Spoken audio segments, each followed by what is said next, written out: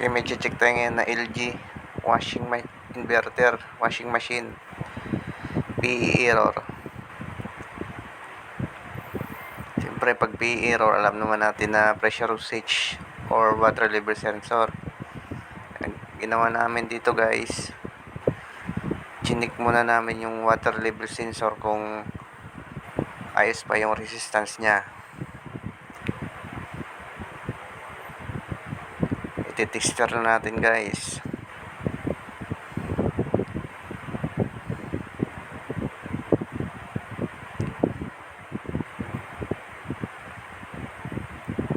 Iti-tester namin. Good pa siya guys, good pa yung water level sensor niya. Kaya baka sakit lang, isip namin baka sakit lang siya.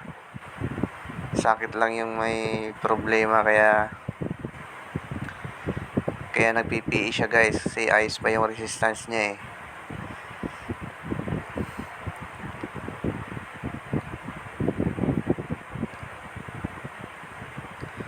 Gagawin natin dito guys, sigpitan natin yung mga sakit niya, kasi baka sakit lang yung may problema eh.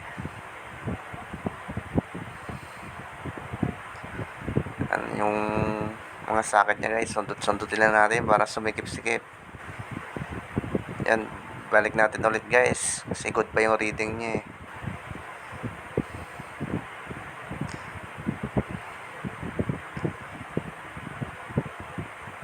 Testing natin.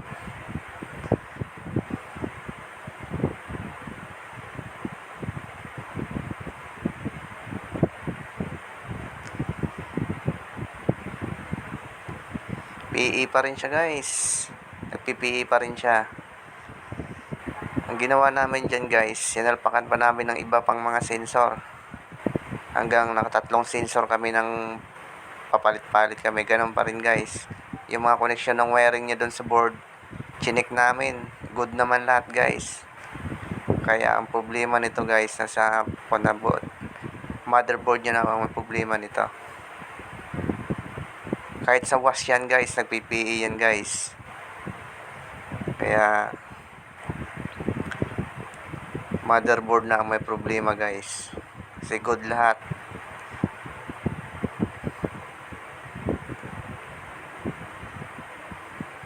Kaya hindi lahat ng PE